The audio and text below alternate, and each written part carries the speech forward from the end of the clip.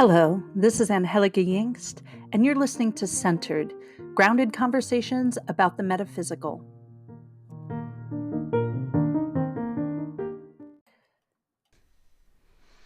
Hello, welcome to Centered. It's your friendly neighborhood curandera, Angie Yingst, devotee to the earth, howler at the moon, collector of bones and stones, and all-around weirdo.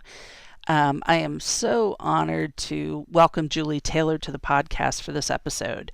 Like the Rat Chronicles a few episodes ago with Dr. Amy Kittelstrom, I've been sitting on this conversation since autumn of 2023. So there's some outdated things, like I'm no longer on the board of a recovery house. There was a 6-month period where I stepped away from my business and circle, but mostly it's evergreen. So I kept it on my to-do list, and I knew it deserved all my attention to edit. And that's one of the things that it's just hard to manifest time. And unironically, my attention was really on chronic pain and my chronic conditions and the way that busy kind of catches up with you when you're dealing with chronic conditions. And I'm telling you that because Julie and I talk about living with chronic conditions and chronic pain and how we manage our spirit during times of flare. And one of the reasons I wanted to talk to Julie is that, we were talking about positivity, and I said something about toxic positivity, and she kind of challenged me on it, which I loved, and we had a really productive conversation. And I thought, we really need to have this conversation and record it, because we both deal with chronic conditions, and I think there are two different kind of mindsets with positivity, and I think we kind of get to it, and we really did not come in here to challenge each other. We came in to discuss, and Julie's amazing. So we do talk about positivity. We talk about staying positive, about toxic positivity and not toxic positivity, the benefits and downfalls of emotional bypassing, and then what Julie has termed LoMo, or low moods, and how to shift them and help with chronic conditions. We also talk about her children's book. So honestly, it's just such an awesome, refreshing conversation. And as someone who manages like many autoimmune disorders, I really find simply speaking my truth and telling you and her about my pain and fatigue, and her telling me about her pain, can be really important in my healing process. There's a lot of shame attached to being a healer with conditions that you can't heal. So let me tell you a little bit about Julie Taylor. Julie and I got to know each other through Hibiscus Moon Crystal Academy, where she not only became a certified crystal healer, but an advanced crystal master. Later, she studied tarot with me through the Moon and Stone Healing Academy and joined my weekly circle in my Facebook group. So during my hiatus, Julie has become one of the moderators and continues to be one of the moderators with Suzanne at the Moon and Stone Healing Academy. She leads discussions, she holds circles, she has hosted our death cafes. So I couldn't be more grateful for her and to Suzanne, our other moderator, for keeping that space open and going. Julie is an endo and IC warrior who's really passionate about mindset as medicine. So endo is an abbreviation for endometriosis, and IC stands for interstitial cystitis. Hopefully I said that right, a painful bladder syndrome. So while healing with these chronic conditions, she started pursuing crystals and energy healing, and then, kind of turned to positive mindset as a tool to help manage moods and emotions, to help her body build resilience. So Julie's formal degrees are in writing and early childhood ed. And so she's kind of like an innate cheerleader at home and in her heart. And that really drives the work that she does. She hopes that she will spark a mood or a mindset that brightens things for other people. Julie is an author of a children's book called Blue Hissy Highness and the Shiny Stones. The book focuses on how a positive mindset can reframe and heal. It also sort of reminds children that we can move towards mutual acceptance and forgiveness. But also, there's very adult themes in there, that acceptance isn't a one and done deal, a lesson we kind of need to revisit again and again. And so I love this book. I bought it myself. But Julie also tends an online space called Stone Spelling and Witchery, which is a private Facebook group to connect and share the metaphysical and mystical, celebrate the cycles of the earth and the moon, share spells, post favorite crystals, chat about witchiness, ask questions. So Julie curates this beautiful community that serves as a magical hub of joy and positivity. I'll link all of Julie's websites and work in the show notes. And just so you know, you can request to be part of Stone Spelling.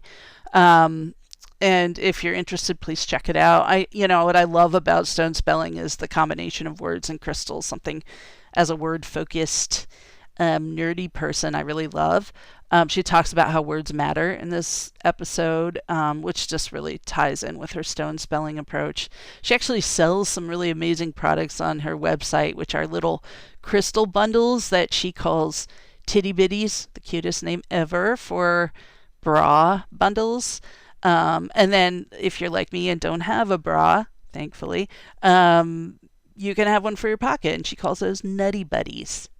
I don't have nuts either, but it's just an idea I love. And those are Julie's creations. So Julie is actually sharing a piece this week on the Moon and Stone Healings blog. So I thought it would be a good time to put this episode out, and it gave me a deadline. So check that out. It's going to be a whole week on skulls, kind of like Shark Week. So anyway, please enjoy this podcast with Julie Taylor on chronic conditions and positivity.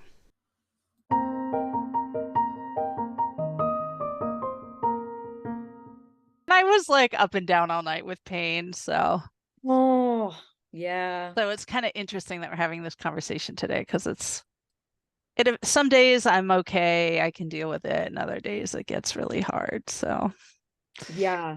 I have often said in the trenches with you, because I have chronic conditions and I have been in the trenches many times managing those chronic conditions. So yeah, and I think there's a lot of people that can relate. And I remember when I first after I had my surgery, my hysterectomy, how many women that I talked to that were appreciative of sharing that kind of thing. yeah, Because we just don't talk enough. And I feel like if we could share more candid comments about what we're in the trenches with, yeah, what our coping mechanisms are. Maybe there's some tips and tricks, little nuggets of helpful things that we can pull out of there that people could maybe add to their medicine cabinet of tools, tips, and tricks. 100%.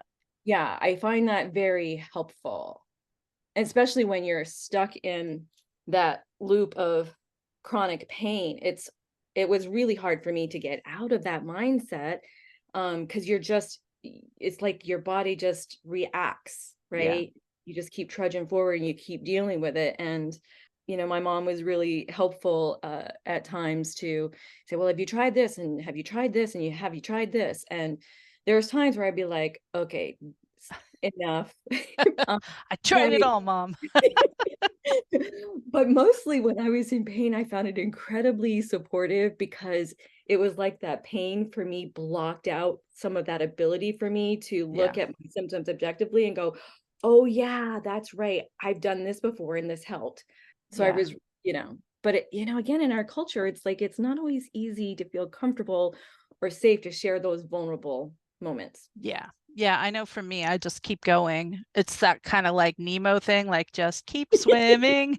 And I just keep going through life. And then I even forget to just like tell my husband, like, it's been a bad pain day today, or he doesn't know that I'm in pain. Like every once in a while, he'll see me, like, especially at the end of the day, I'll start limping or something like that. But in general, I just keep moving and hope for the best, because that stuff has to get done whether I'm in pain or not. I don't have like a backup Angie to take over, so I just have to keep doing it. But I have to remind him, like, oh, I actually have a lot of chronic pain. I have pain today, So do you want to talk about the chronic conditions you struggle with? And then maybe I'll talk about my chronic conditions a little bit, just to let people know where we're at with Right. what we're Yeah. talking about. Good. Yeah, it was I have it was endometriosis and interstitial cystitis, which are the Mm, two conditions that I manage. though there's some debates around all of those.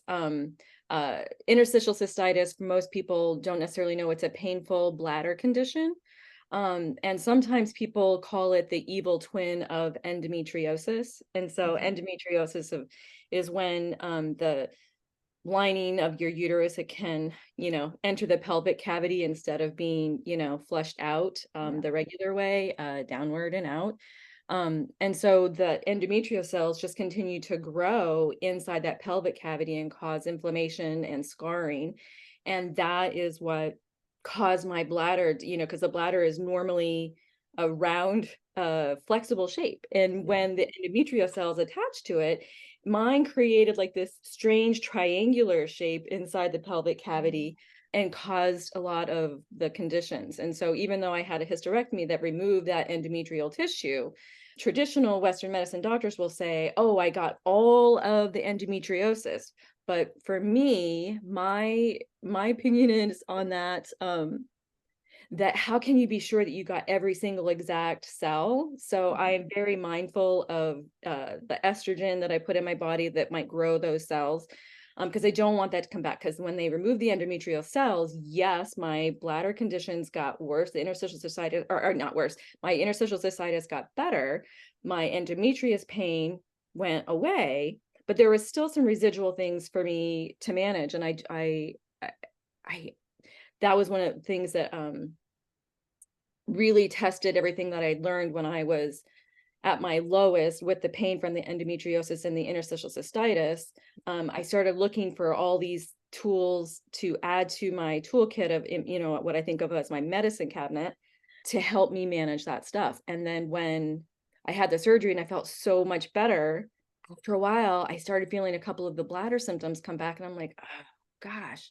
And so I thought there must be more to it. There must be an emotional component that is helping to dysregulate that nervous system of mine, because the Yeah. bladder is so sensitive to the nervous system.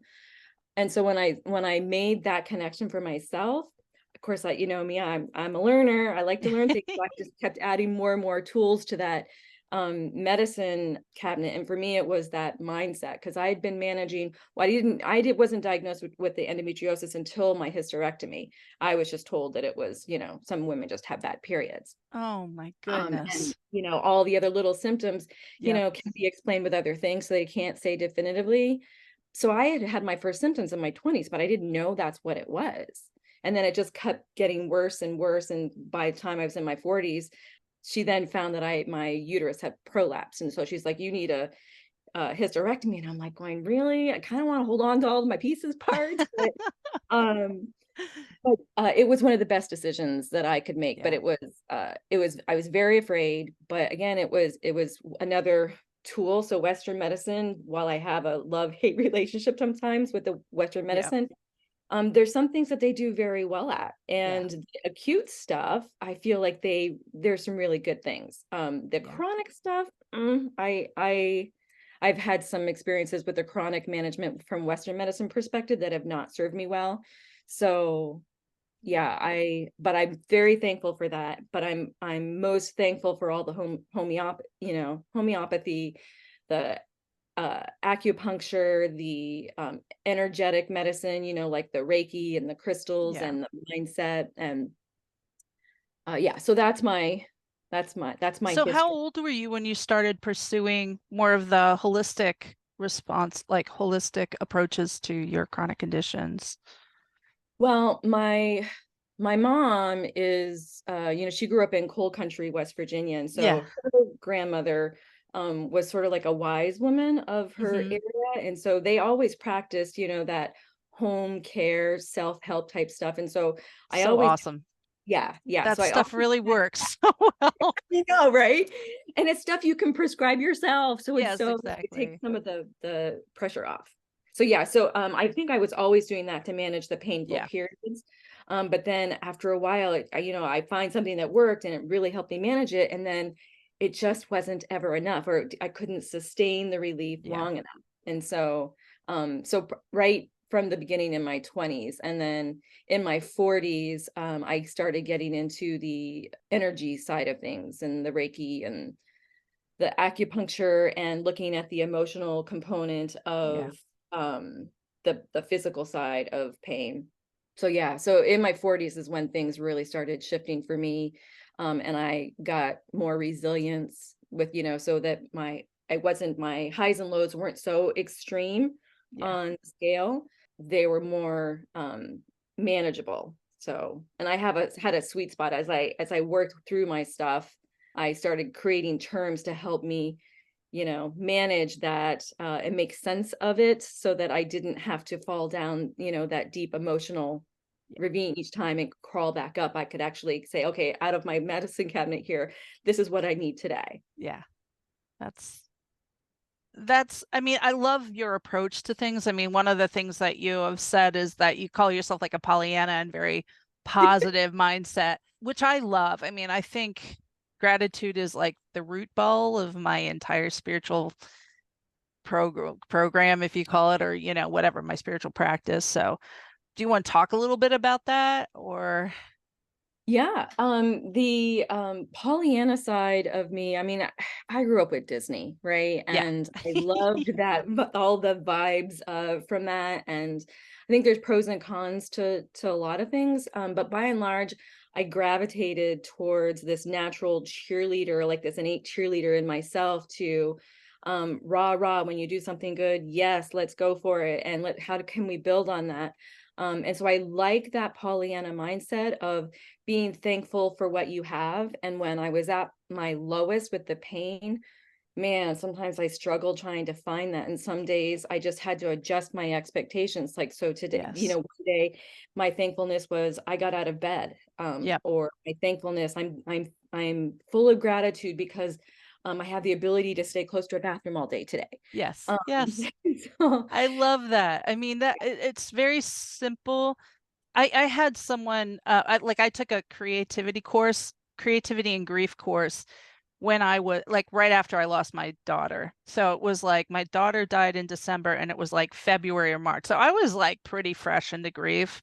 And it was yeah, also a woman who had lost a child, same way I did. Her name is Kara Jones, and she had a stillborn child too. And she said sometimes all the creativity you can muster is getting out of bed and figuring out the way to get out of bed today, yep. like what's going to get you there.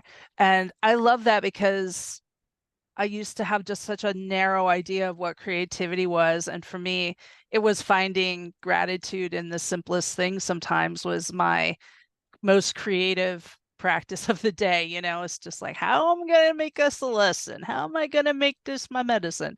Because, So you know, your chronic conditions, when did you start? When did yours start? When did you start feeling symptoms? it's funny because I grew up with I have a lot of skin conditions. So I had what is it's eczema, but it's a really itchy kind of eczema that is like this is when I was a kid. And they were like bubbles under my skin. So my skin would bubble up all over and it would just be so itchy. It was all over my feet and on my hands. And when we went to the dermatologist, I mean, I must have been like in second or third grade. He basically said, "This is a nervous condition. There's not much we can do for you."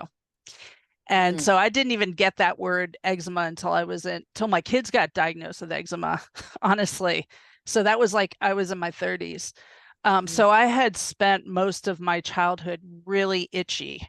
And so my parents did things like they would, get the dermatologist would prescribe this purple thing. I don't know what it was, but I'd have to dunk my feet into it, put plastic bags on my feet, and then um, socks over it. So I just was like always in discomfort. And then I was an athlete, so I got injured a lot. Um, and I got hit by a car when I was 15, so I had a bad shoulder injury. So I still have a bad shoulder. But so I had a couple of those kind of chronic things when I was growing up, but nothing like what happened after I started having children, which is that I first developed Hashimoto's thyroid disease, which Wow. is, I just was so achy and painful.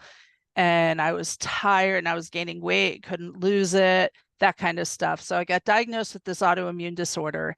And then it was like a domino. I got diagnosed with like 3 other ones after that. So first it was celiac, and then I was diagnosed with psoriasis, and then psoriatic arthritis. So psoriatic arthritis is pretty much the dominant pain that I have. So I have pain in my hands and my feet that are like neuropathy, so they're nerve pain, and then just like joint pain from the arthritis. And some of that, I've been on biologics, I've been on chemotherapy. I have a couple skin conditions besides the psoriasis. I still have eczema, and I have something called HS, which is, I'm never going to get this, is hidradenitis suppurativa. So they're like balls of um, cells under the skin, almost like boils, but they Oh, are like the size sometimes of golf balls. It's incredibly painful. Like right now, I'm in a massive flare, so I'm just like sleeping like every however long. They'll last 6 months to 8 months, so they're not an easy thing. They make it very difficult to get stuff done. So I have like a number of these things. So it just depends on the day what my pain is. And the past week I've had like nerve pain where my mastectomy was, So I was just like, what the hell? Really? Now, 2 years later, it's so annoying. But it just, whatever. I try to roll with it. I have a really high tolerance for pain, which is interesting about your endometriosis. I don't know if you've seen these videos that they have this thing that recreates period pain for men to put on. It's like yeah, this I think I have seen thing. that. Yeah. And it's like a 2 is a normal period. And the guys are already like, I can't understand how you handle this. And endometriosis is like a 9 or a 10. And Yeah. the guys are like writhing on the floor. They cannot handle it. And I'm just like, women are such badasses. Like, we really do manage like such amazing amounts of pain. So I think I just have a really high tolerance for pain. Like, I bounce back really fast when I have surgery. I'm just like, I have no pain. I'm awesome. But I developed adenomyosis, which is endometriosis that you get in menopause. And that's what prompted my hysterectomy. And that's when they found the endometrial cancer. So that Wow. was, yeah. So I was also starting to develop endometrial, you know, stuff outside of the uterus. So it was very painful and so much blood. Like, I was severely anemic through that too. So those are the kind of I always have to watch for anemia and absorption of vitamins because thyroid disease blocks the absorption. But Oh, I didn't know that. Okay. yeah, it blocks the absorption of iron. So it's really, you're prone to anemia. So I'm prone to anemia and all kinds of awesome stuff. I mean, it's interesting when you're talking about the like emotional stuff, because I think part of what I like rebel against a little is like the Louise Hay stuff with the Heal Your Life and that book that's like, if you have this, it's because of this, Like, I Mm. remember my husband, he has kidney disease, and someone said, "Oh, is he really pissed off?" Like, really angry person. And I was like, that's such an insensitive thing to say, like when he's in the hospital. Well, it's that all or nothing for me Yeah. that Yeah. doesn't ring true. I mean, because there was definitely when I first came across that Louise Hay book, I loved it. Yeah, And I me too. thought, wow, another thing to add to my toolkit. And in fact, I still use it. Do But I you? treat it like I do, say, the Bible, which, it's one perspective. Yeah.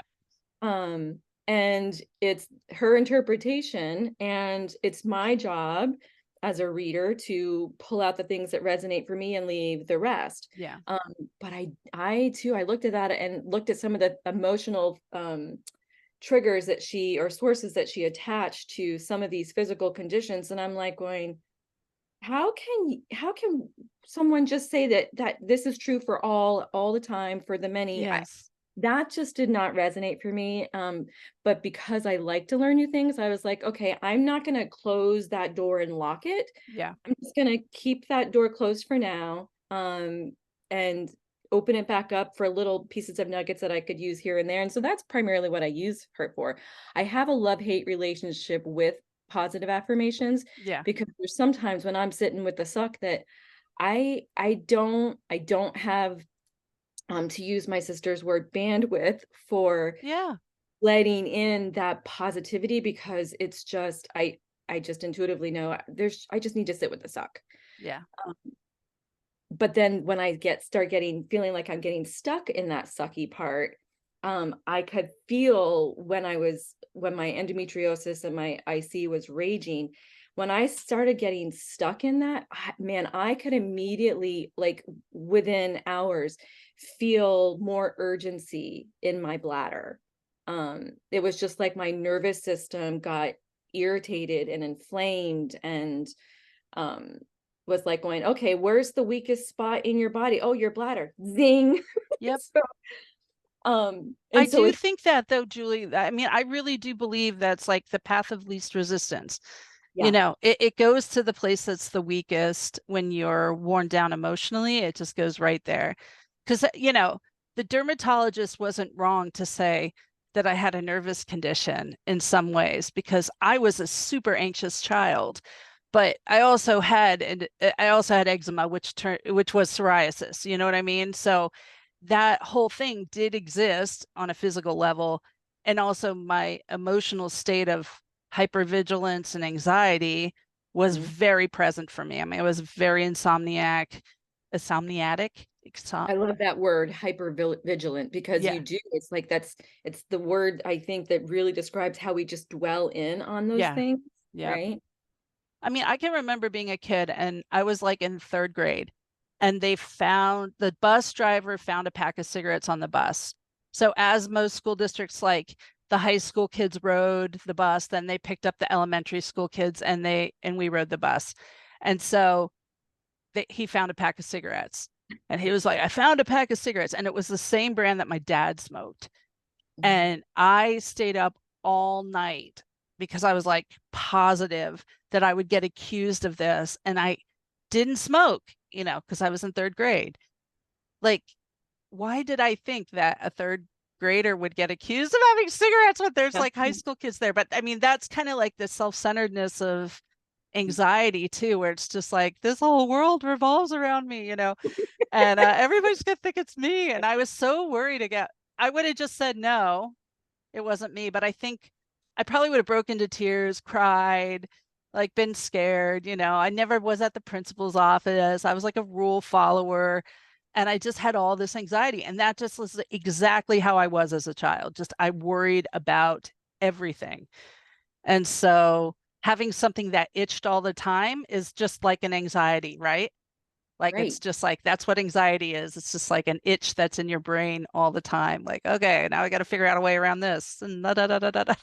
Much sense though. Yeah. So I mean, I feel like we have to come to conclusions like when you were talking about the emotional reasons behind your chronic conditions, you had to figure that out. It wasn't really anybody else's job to figure that out. And that's the same for me. Like I felt when I had breast cancer, I felt like it was the end of my heart work, not the beginning. It wasn't like, oh, now I have to figure out how to heal my heart. I feel like I was healing my heart for so many years. I mean, that was always my chronically closed place was my heart. And so it was so symbolic for them to cut straight across my chest and Oh, pull out everything, including all the little densities, the hard, painful resentments that I couldn't get out on my own. And so when they opened me up, I felt such a liberation, I mean, just not only a physical weight off of my chest, but just an emotional weight like, oh, I'm at the end of this work, not the beginning of it.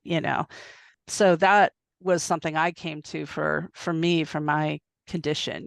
it speaks to some of the challenge that I have with Louise Hay's style of creating those affirmations, but to Yeah. link that emotional and physical component because the worst part of the pain started shortly after my father got sick. Hmm. I had had this routine UTI that I had, had been, treated those kinds of things, since my 20s. But for some reason, this one was not healing the same way. And it was not healing, because was on the antibiotic when my dad got really sick and went into the hospital.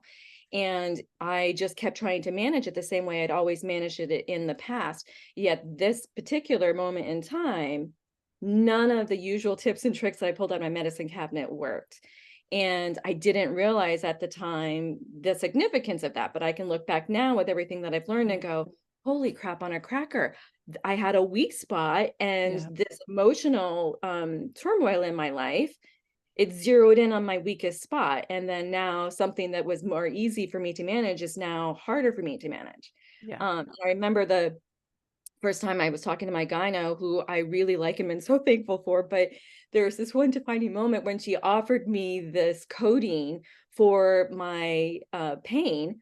And I just wanted to open up a can of verbal whoop ass on her, because I'm just like, that is not even a long-term fix. I mean, how could you think that would be help? Yeah. And I wanted to just lash out. And I thought, okay, so if I give her the benefit of the doubt, and I do, her intention was to help me because I was in Mhm. pain. But that wasn't my comfort level. And so it triggered in me this inspiration, this spark to look for things that did resonate for me, that I did think were good long-term effects. And so shortly after that, I think within weeks, I had my first acupuncture appointment. Holy cow, it was like so excited because I got such relief after the first session. That's Um, awesome. and then, I started reaching out and brainstorming other ways, and just kept finding other little things. And over time, I just kept building more and more resilience. Um, and I will say that that emotional component, when I didn't balance that emotional component, um, it would hijack all the other tools that I was using that were helping. So I knew that I needed to, on the regular, manage that mindset of mine, and put some positivity in. I have a blog, and I've said it, I don't always put these sparkly shiny words out there because I feel it. Sometimes I put those sparkly shiny words out there because fuck, that day I really needed to hear it. Yes. Yeah. Am I allowed to use profanity? Oh, yeah. Oh, yeah. Are you kidding me? I can't not cuss, but But yeah, I mean, there were some days I really just was so freaking stuck that I needed to hear those words myself. And so I just looked for, this shiny spark of inspiration to give me what I knew I needed to hear, even if I felt like slapping myself, going, oh my God, that is just not today. But I sure needed it to help me get enough energy to yeah. help fight another day. You know what I mean? Yeah.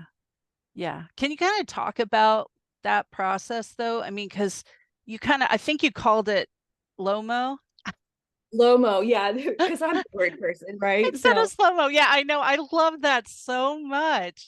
I'm like, I'm um, gonna use that it's kind of LoMo. like a Goldilocks. In my mind, it's a Goldilocks rule. Yeah. The Goldilocks is, well, this bed is too soft, this bed is too hard, but this bed is just right. Yeah.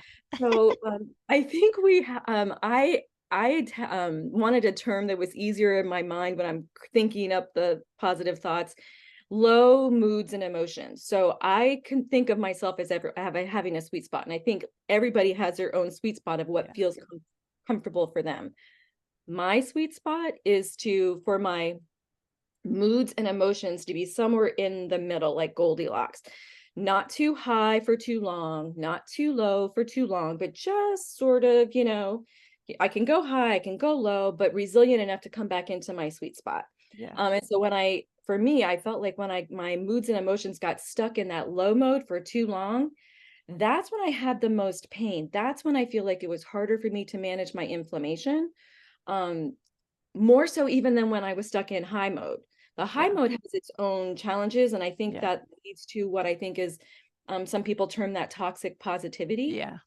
Um, and so I think that there's some pros and cons to both sides, but for me, my sweet spot, when I got stuck in LoMo too long, man, I just within hours, again, that urgency. And Yeah. so yeah, so that's where I sort of coined for myself that term LoMo to help make it easier, so I didn't, shorten the phrase of, oh, I need to work on my LoMo today. I need to get my vibe up enough so that I can get this little spurt of energy so I can go get out of bed, take this medicine, or not bark at my husband because he's, really good support, and I don't want to, create Yeah. negativity in the house, because it sort of spiraled, right? Yeah. So yeah, that's where I got LoMo. So what are do you have go-to things? I mean, I literally have a file that says things that work. So, because like when I'm in a low place, like I forget, like you said, you can't access your wisdom when you're in that low mo place or that low vibration place, which is pain. And I can't control it. It's not like I'm making myself that way, but it's just like I'm moving slow and feeling low and all that stuff. So I just open that file up and I'm like, I'm going to do one of these things, and then I do it. And it always helps. It's I usually love that. it's usually helping someone else. That's Yeah. always been my thing. Yeah.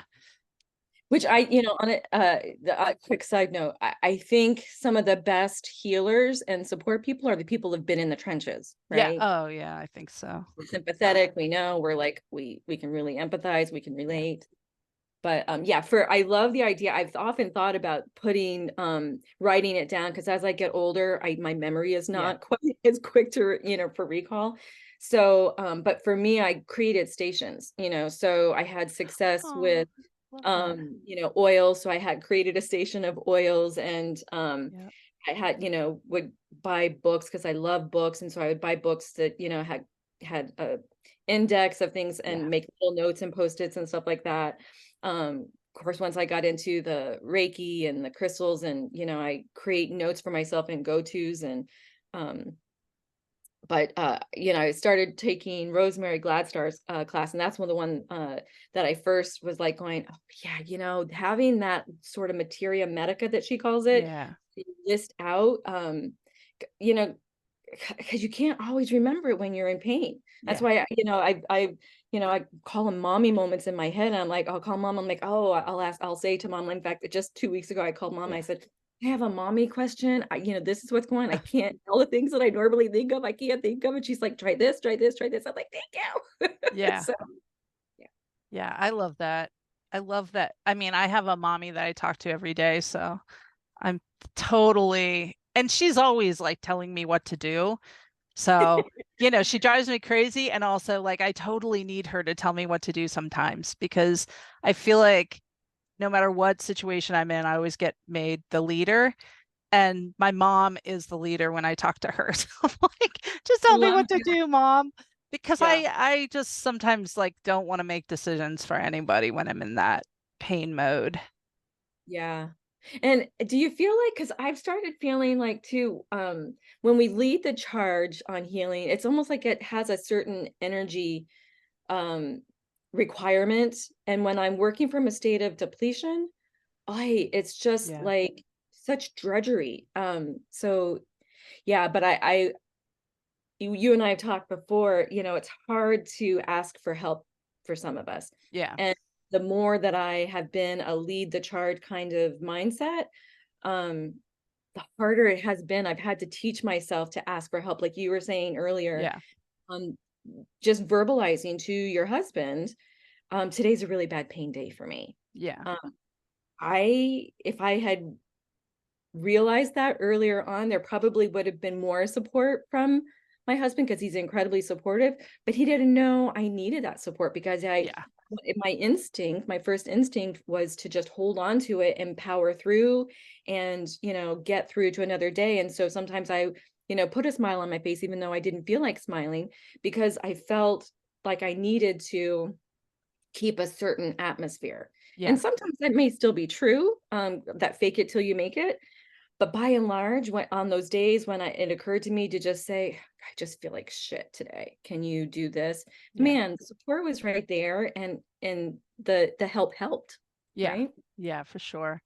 I love that. I mean, fake it till you make it is something we say in recovery a lot. And Mm. it is the most divisive, like, statement, I think, in recovery because people are, I don't want to be fake, but it's like, really, you have to act as if you are sober before, you know what I mean? Like, you have to, like, what would a sober person do in this moment when you're just getting sober? You can't access that. And so I love that. And I use that a lot. Like, what would I do? Like, I always say to my kids, like, what would I do in this situation, guys?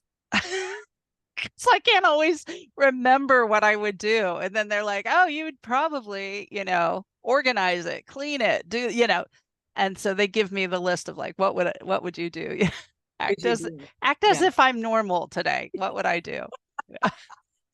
Yeah. But I'm always accused of being too happy, like it's a little frustrating because I'm like, I think I'm pretty authentically myself, and I just don't get that depressed. Like I feel very blessed. Like that's a place of privilege, and I'm knocking on wood and doing all the things. But I am on a board of a recovery house, and I go in there and I'm hi, hi, hi, and everybody's like, "Oh my gosh, are you ever not happy?" It's like, no, because I have the other side. Like today I'm functioning, I'm walking today, I'm here today, I'm able to be of service to other people, and that's a big deal to me because I don't do it if I'm depleted. Exactly. Yeah. Yeah. But Yeah. I think, you brought up toxic positivity, and you and I've had a couple of discussions about it. I don't know if you want to have that discussion today at all, because I'm happy to have the discussion, and what resonated with me a lot when I first started looking at your podcast is that you always approach things, you value approaching things with curiosity and an yeah, open mind. Um, and I love that reminder because it's so hard. I feel like us humans, we're always trying to make sense of things where we want to yeah, learn, even if we value learning. Yet the downside to that, as soon as we learn something, we're like, oh, we found the answer. Well, did we find the answer, like the answer for all time, or did we yes, find what's true for us yeah, today? like a Right? answer, not the answer. A answer, exactly. Um, but it's like our minds immediately want to just land on, oh, Yeah, we figured everything out. Yay for us, pat us on the back. yeah. Well, yay, let's pat ourselves on the back, but let's remind ourselves, to be, what we need to still practice. This is as much as we know today, Yes, right? yeah, exactly. I'm gonna Um, just define toxic positivity. Like I literally Googled it and pulled it from Psychology Today because love it, love I it. was just kind of like, okay, I remember when I first heard that term, it was a revelation to me. I was like, oh, yes, this term, like this is what I'm talking about, people.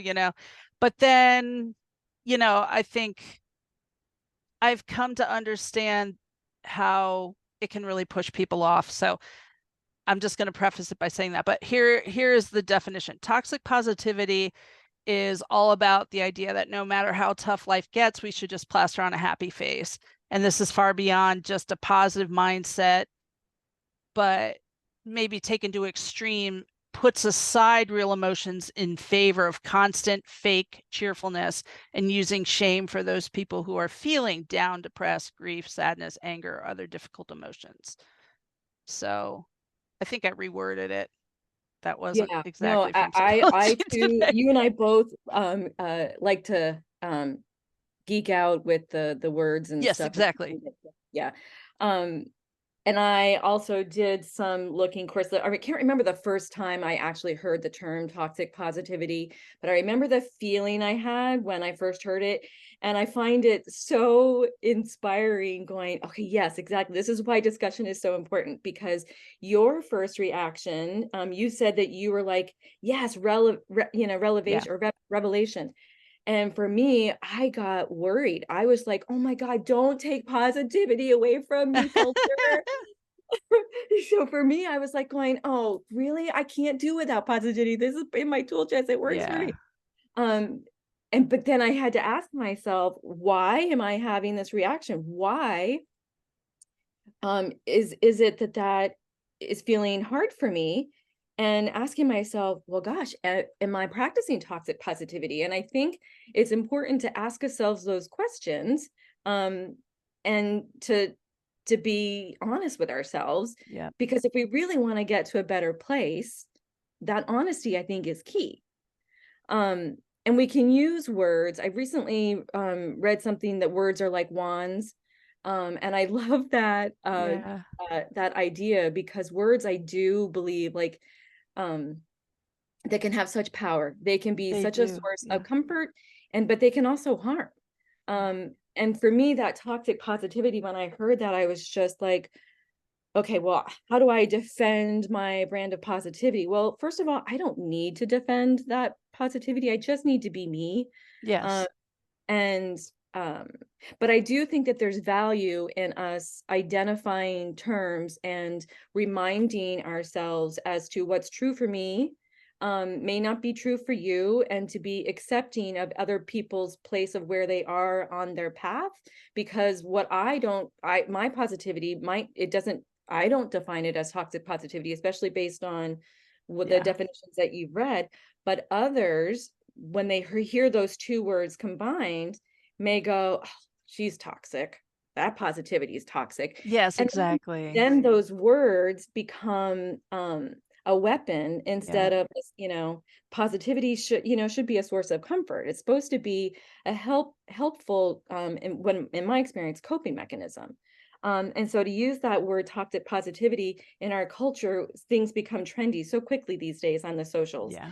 And it was on the socials that I first saw that word. I'm like, okay, did someone change the algorithm? How come my feed is all of a sudden got this word in there? I'm like, Tim, is someone tapping into something? I don't know.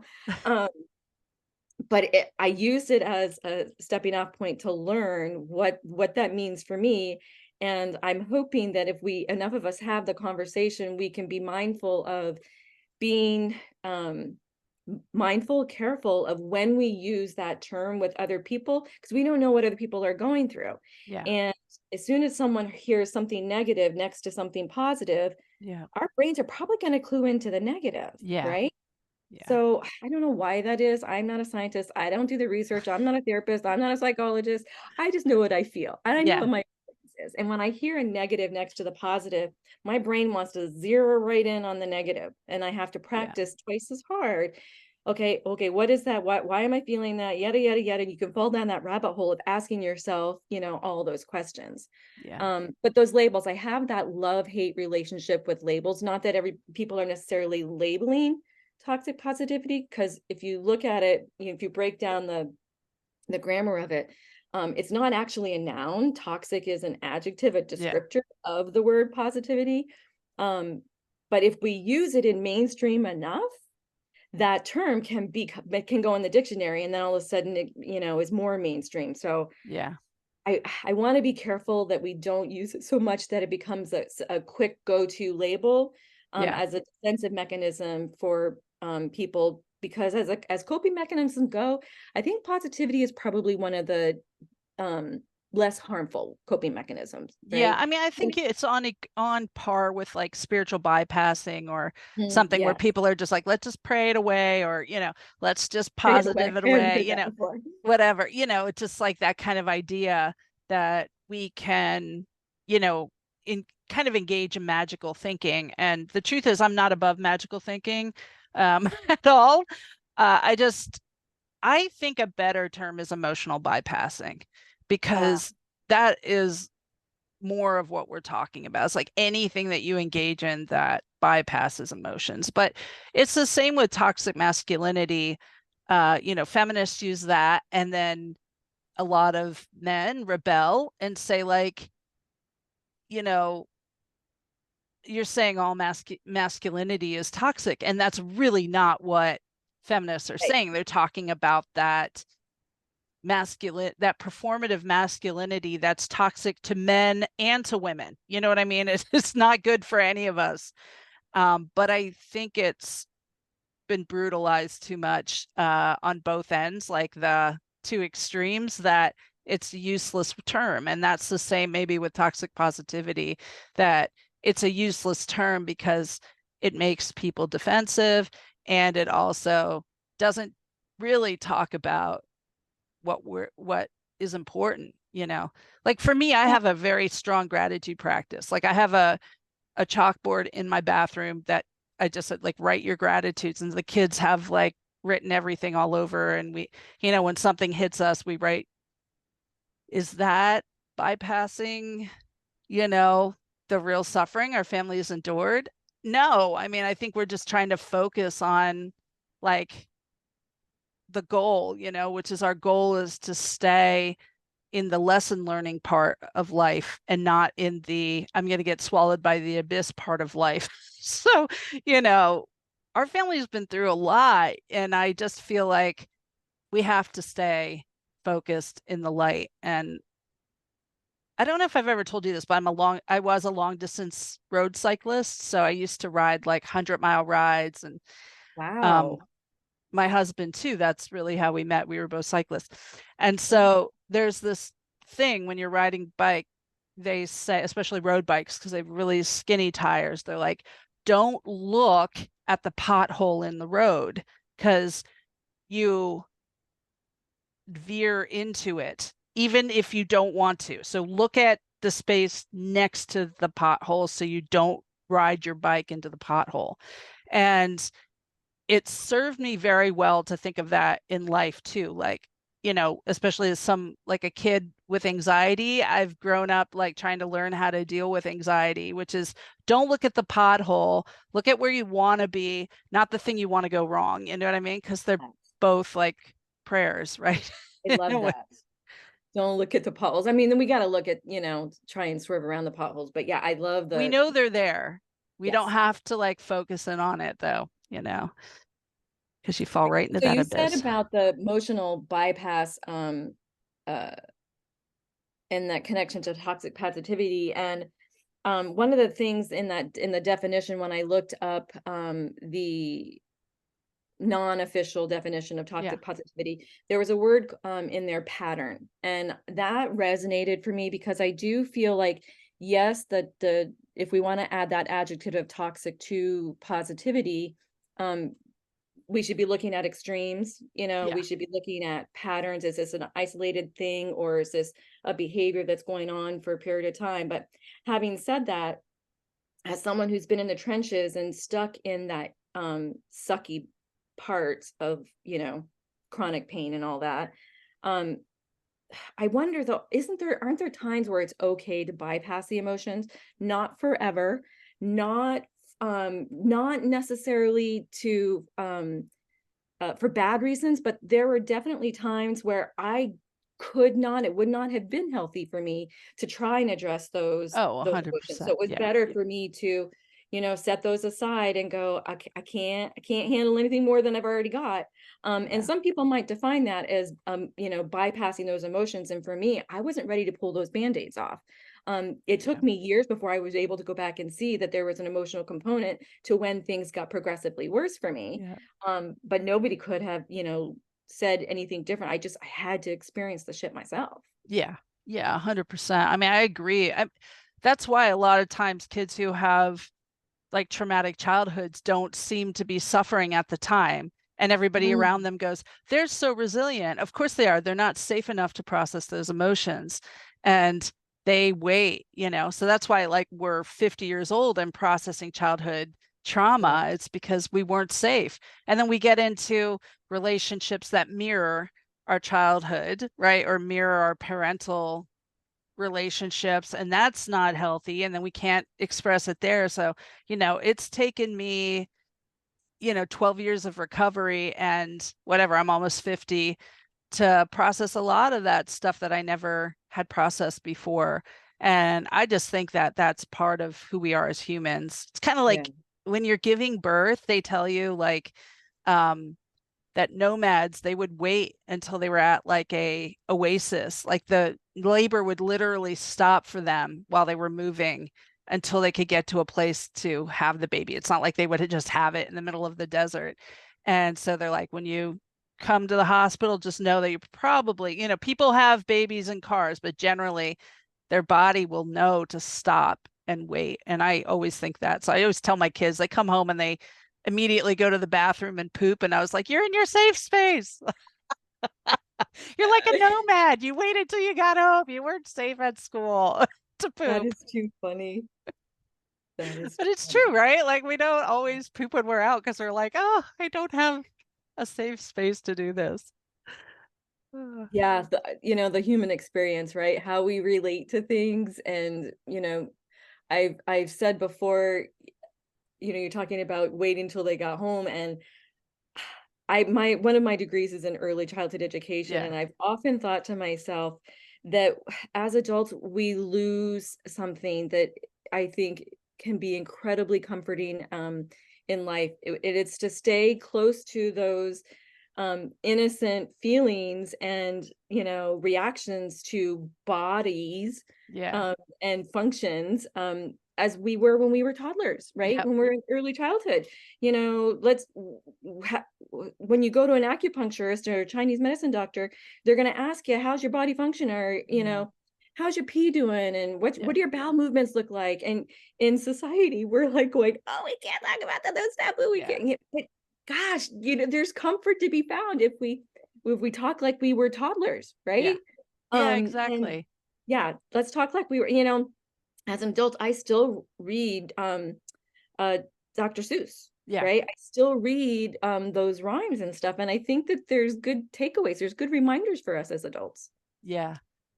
I know it's really interesting that you're talking about that, because I think there's like a rediscovery of that when you're at a certain part in your adulthood where you're like, whoa, there is so much wisdom in these books that I missed as a kid Yeah. because I was like looking for the fox in the box, you know what I mean? But not not for, why was Sam being so stubborn and why is this guy pushing his boundaries, you know what I mean?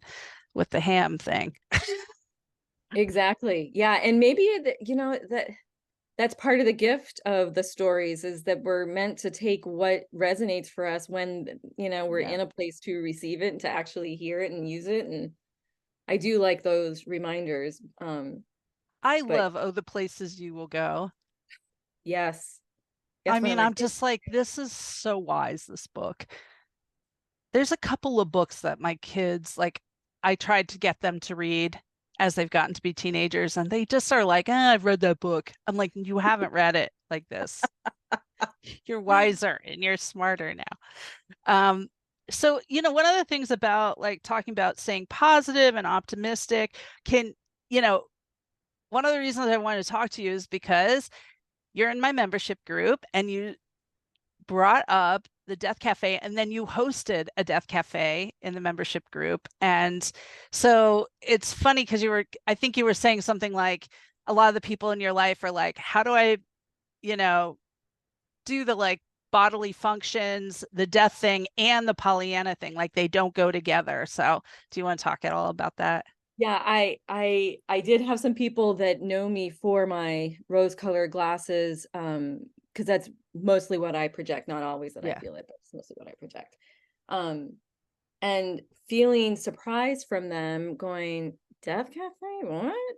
And I've often talked in the past about making sure you do your will and planning for what happens to all your stuff when you're gone. And um they were like, oh, that's too morbid, I can't talk about that. And I've never understood that. As much as I practice that Pollyanna gladness of, being thankful for what you have, and that rose-colored glasses, trying to, look at the glass half full when you can.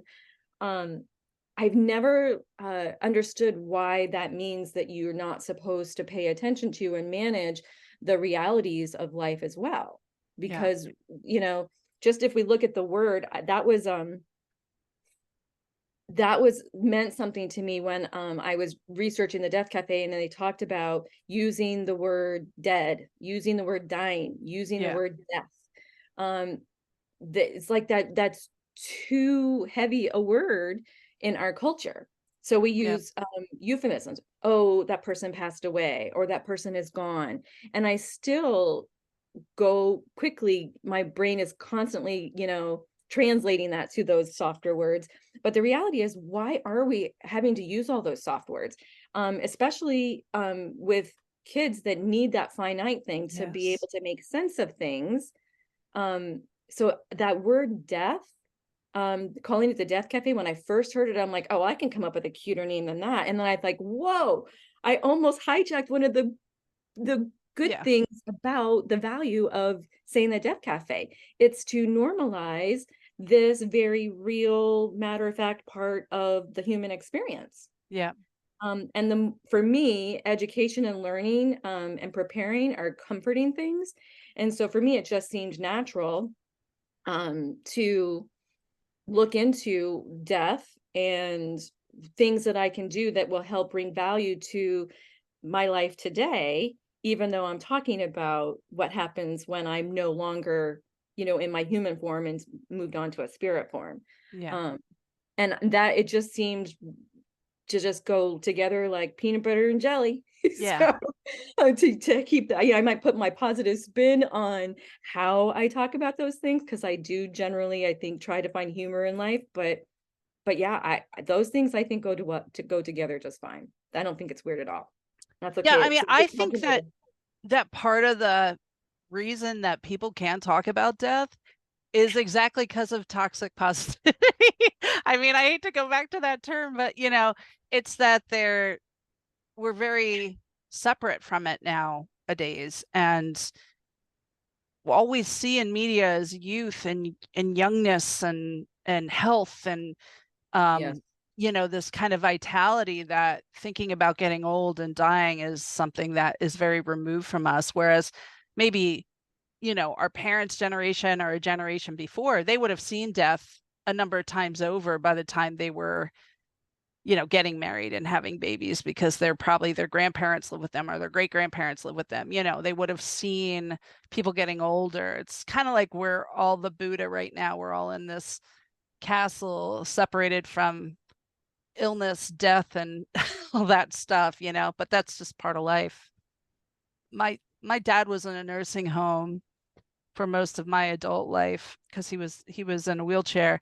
And so my kids grew up around old people that had dementia, that were in wheelchairs, that all that kind of stuff. And so my kids would just like run over to my dad, climb up on his wheelchair, do all the things. And they would talk to all the old guys and say hi and say, I like your wheelchair, like that. And, I love that they were comfortable, and people be like, oh, I'd never take my kids to a nursing facility. And I'm like, why? Like, that's just life. That's where their grandfather is. Like, what am I going to do? Not have them have a relationship with their grandfather because he's not, quote unquote, acceptable or something? That's ridiculous.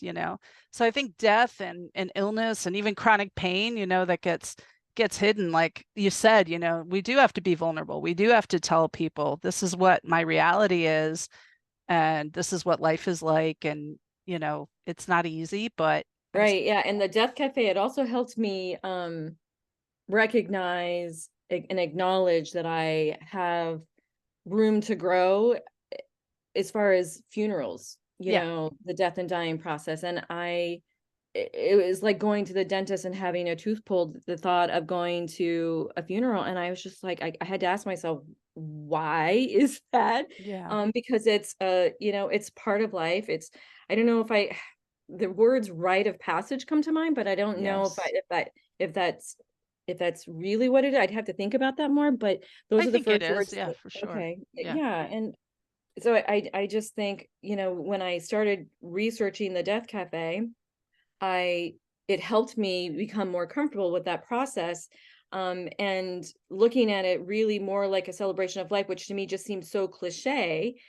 And I'm just thinking, really, it's a celebration of life, but it really is, right? Yeah. And my spiritualness, the mystical part of myself that's growing in this field, I have to say, is I find a lot of good coping mechanisms and things that help me make sense of things, and not be so resistant to these parts of life, so that I can be there in an energetic capacity for other people when they are experiencing it. I'm very thankful to the friend who introduced me to her Death Cafe, that started me down this, because I didn't realize how much value I was going to get Yeah. out of that process. And you So, could probably hold a death cafe with different groups of people and have completely different conversations and have so different true. revelations and all of that. One of the interesting things that you said there was, that that celebration, that positivity is part of what you're bringing to the funeral too, is like you bringing you. And that's the support that sometimes people need, when they're in that space of just like, I'm here for you.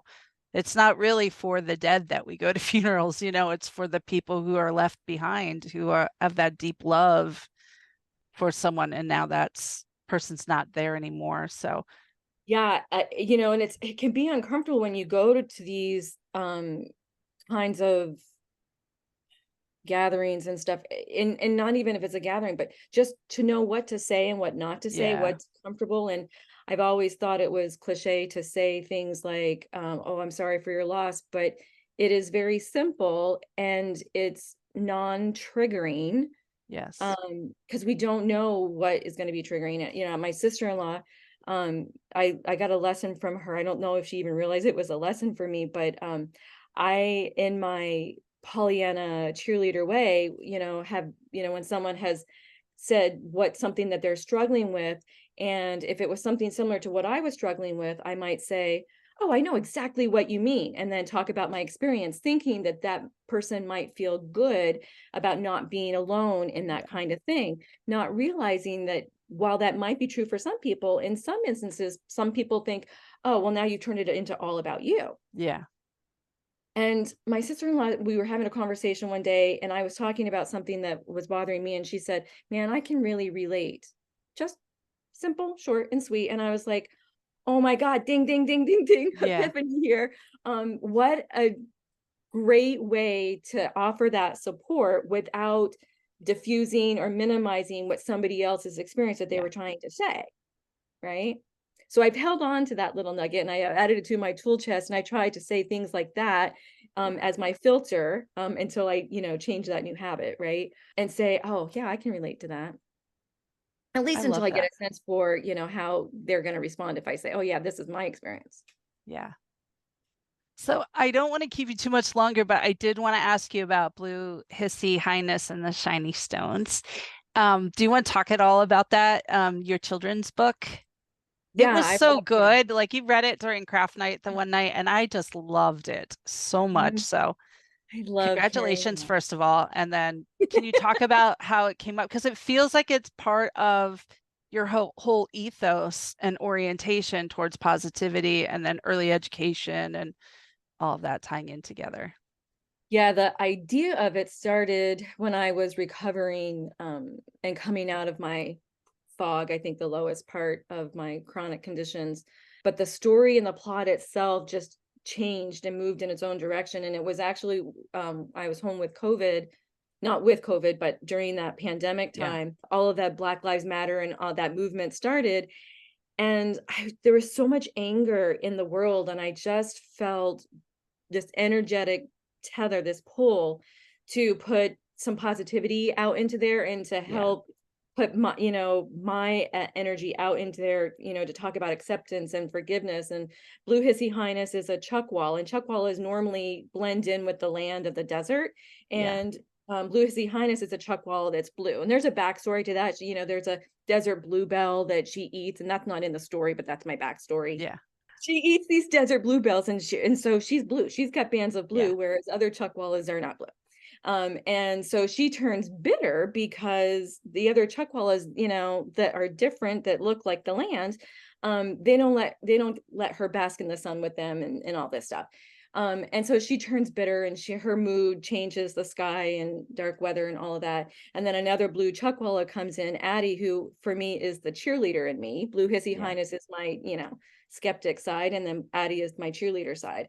And Addie was like going, "Yeah, we're blue. Woo. So what? Yeah. Okay, that doesn't mean so much."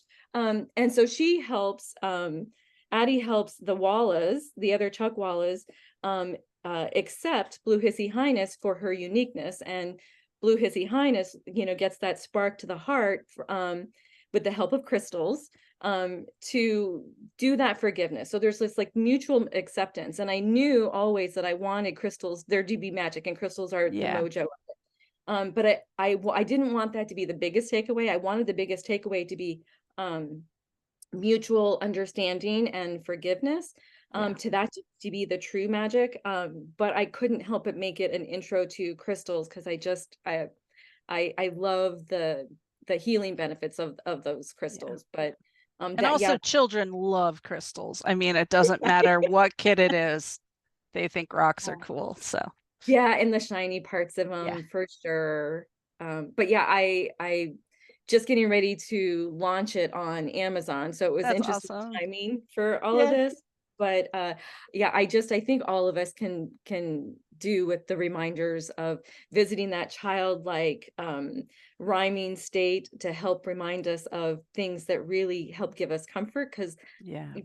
life is hard. Life is Yeah. not, always easy. And I do think that anger can get almost like epidemic status sometimes. Oh So yeah, for sure. yeah. And I love that whole idea that you can get bitter or you can get better. You know what I mean? And you Oh, get I that do love that. choice. Yeah. You're always at that crossroads, right? Light, go to the light or you go to the other way. Um, so yeah. But thank you so much for talking about who you are and your work. And I just love you so much. Just you have such a great way of looking at the world, and I loved talking to you. I could explore Mhm. topics forever with you. Same goes here. I was so excited when you first, and honored that you asked me to hop on to the podcast with you. And I do. I love you dearly. I love that your perspective, your openness, your curiosity for things is contagious. I like Oh, being around that vibe that you put out. I think more of us would be more content if we went in with a curiosity instead of a preconceived notion.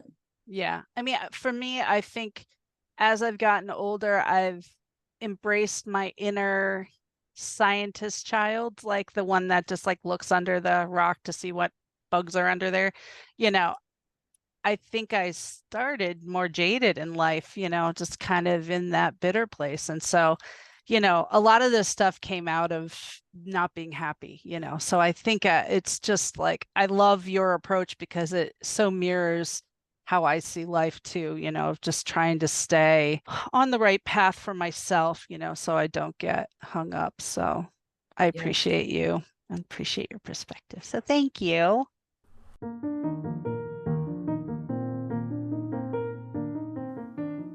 Thanks for listening to Centered with me, Angie Yingst.